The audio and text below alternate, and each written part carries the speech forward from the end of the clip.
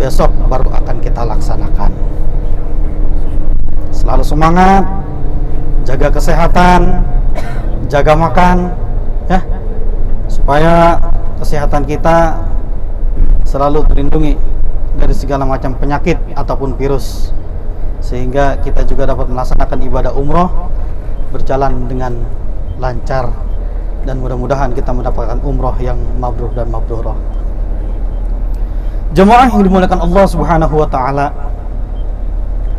kemarin alhamdulillah kita sudah melewati beberapa jadwal, diantaranya yaitu Raudhah. Ibu dan bapak semua sudah ke Raudhah ya? Alhamdulillah. Sudah? Alhamdulillah. Gimana rasanya? Sudah dituangkan semua doanya? Sudah yakin akan dikabul? Yakin? Nggak boleh ragu? Ya? Kalau ragu ini bahaya nih, ya? Karena gini ya, ada dalam surat Al-Baqarah Allah berfirman, mungkin ini gambaran dari bagaimana sih caranya agar doa itu tetap dikabul. Tips-tipsnya itu seperti apa gitu kan. Jadi Allah mengatakan dalam Al-Quran, wa idza sa'alaka ibadi anni fa inni qarib ujibu da'wata da'i idza da'an falyastajibu li wal yu'minu bi la'allahum yarshudun. Di sini Allah mengatakan dalam firman-Nya, wa idza sa'alaka ibadi anni fa inni qarib, apabila di antara salah satu hambaku bertanya tentangku, fa inni qarib, wahai Muhammad, katakanlah sesungguhnya ini aku dekat. Ya. Allah mengatakan sendiri, fa inni qarib, sesungguhnya aku ini dekat. Bahkan kedekatan Allah dengan kita juga sudah ditulis dalam Al-Quran. Ada yang tahu kedekatan kita dengan Allah? Ya? Nah, ayatnya gimana Pak? Ya, Allah mengatakan di dalam Al-Quran, wa nahnu aqrabu ilaihi min hablil warid, kami itu lebih dekat daripada urat leher. Itu kedekatan kita dengan Allah. Artinya apa? Ketika kita berdoa kepada Allah Subhanahu wa taala, itu kita tidak perlu berteriak keras-keras, tidak perlu berteriak kencang-kencang, ya. Khusyuk meminta di dalam hati maupun diucapkan ketika dalam sujud, itu merupakan permintaan terbaik. Yang sering bagaimana saya sampaikan, ya, ketika doa, ketika sujud itu luar biasa. Makanya Rasulullah SAW mengatakan, waktu terdekat kita dengan Rabb kita itu ketika sujud. Apa kata Rasulullah? Fakthiru doa, maka perbanyaklah berdoa ketika bersujud. Ya. Kemudian Allah juga mengatakan, ujibu da'wata da'i idza da'an, aku akan menjawab doa orang-orang yang meminta kepadaku.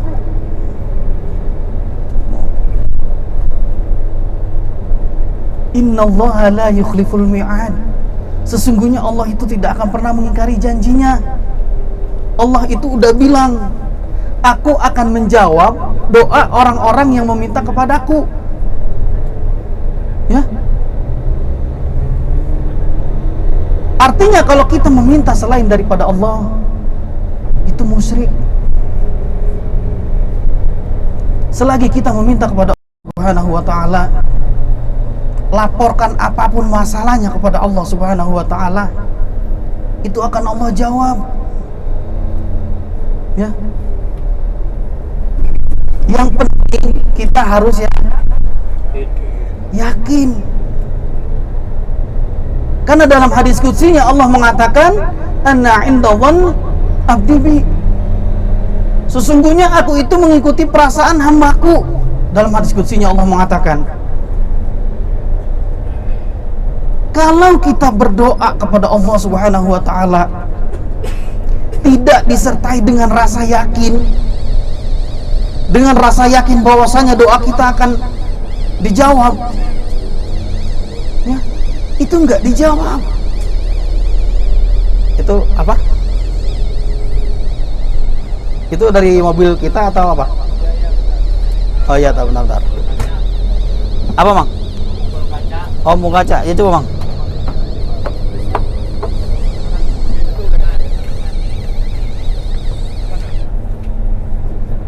Oh, aman. Intermezzo. Emergency. Iklan. Ya? Jadi apa? Kita harus yakin. Gimana Allah mau menjawab, kita aja sendiri nggak yakin dengan doa kita.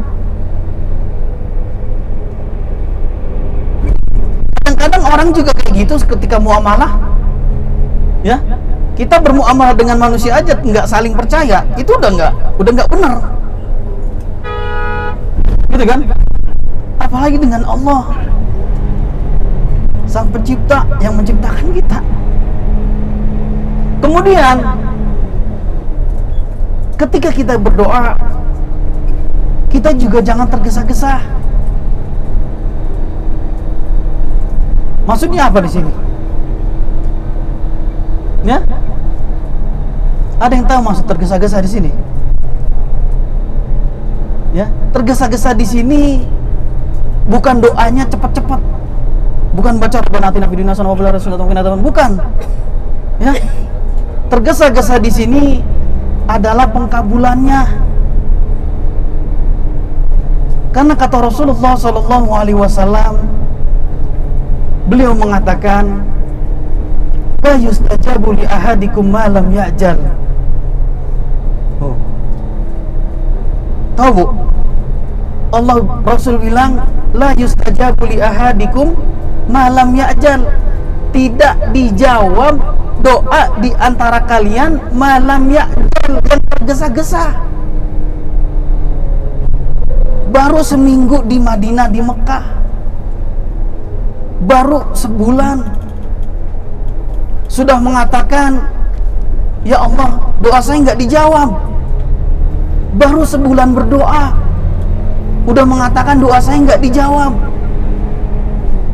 Ini sumber malapetaka, sumber yang menyebabkan doa kita nggak dijawab. Sabar, ya, kuncinya sabar.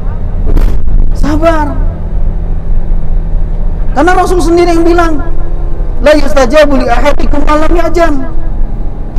Tidak dijawab doa di antara kalian yang tergesa-gesa. Tergesa-gesa di sini adalah pengkabulannya. Jadi ketika ibu baru selesai umroh, pulang, ini doa saya kemarin di Raudhah, kemana ini nggak dijawab-jawab? Udah seminggu lebih, gitu kan? Wah, ini kita kelewat ya. Kita udah deket Masjid Quba. Kita pindah sedikit cerita ke sini ya, ke Quba, mumpung belum sampai. Nah, Bapak Ibu yang dirahmati Allah Subhanahu wa taala, di sini tepatnya pada tanggal 8 ya, pada hari Senin di bulan Rabiul Awal,